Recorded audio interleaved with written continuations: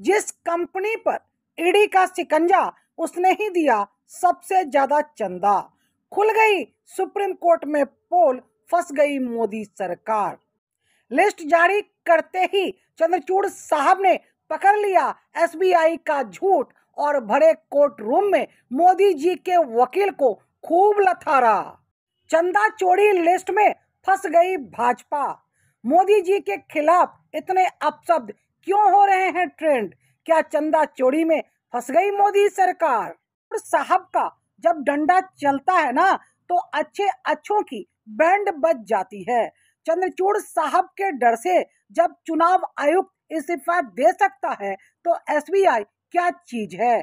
चंद्रचूड़ साहब ने यह आदेश दिया था एसबीआई को कि 2014 से लेकर 2024 तक जितने भी इलेक्टोरल बॉन्ड खरीदे गए हैं, सबका डाटा चुनाव आयोग को उपलब्ध कराया जाए 15 मार्च के शाम 5 बजे तक। लेकिन एसबीआई इतनी डरी और सामी हुई थी कि उसने 14 मार्च के शाम 5 बजे ही इलेक्टोरल बॉन्ड के डाटा चुनाव आयोग को उपलब्ध करा दिए। लेकिन एसबीआई ने कर दी तेजी। उसने 2014 के जगह 2019 से 2024 तक जो इलेक्टोरल बॉन्ड के डाटा खरीदे गए थे, उसकी ही जानकारी चुनाव आयोग को उपलब्ध कराई। लेकिन चंद्रचूड़ साहब ने आज सुबह सुबह ही कोर्ट में इस दलील को, इस झूठ को पकड़ लिया। फिर क्या था, मोदी सरकार के वकील को भरी कोर्ट में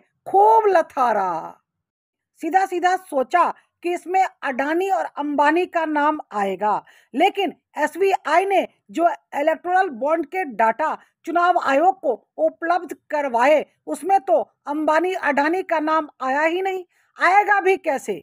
इन्होंने जो 3600 फेक कंपनियां बनाई हैं, वो क्या करेंगी? इन्होंने उस कंपनियों के जरिए मोदी सरकार को चंदा दिया, उसकी भी जानकारी एसबीआई ने सही सही नहीं दी है। किसी कंपनी का नाम तो किसी कंपनी का नंबर डाल दिया है। यहाँ तक कि लॉटरियों के कंपनियों से मोदी सरकार को चंदा उपलब्ध कराए गए हैं।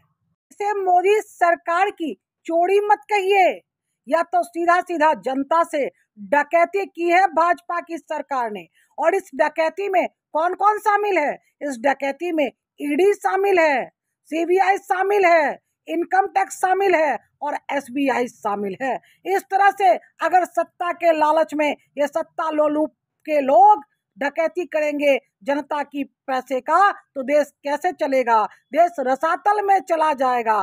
तभी तो चाणक्य जिस राज्य में चाहते थे, एमपी एमएलए मुंह बोले कीमत पर खरीदा करते थे। अब पता चला कि अब पैसा आता कहां से था। लेकिन इतिहास में, आजाद भारत के इतिहास में इतना बड़ा घोटाला नहीं हुआ जो मोदी सरकार ने की है। कुल मिलाकर मोदी जी का अंत इतना गंदा होगा, यह तो मोदी जी ने भी नहीं सोचा होगा।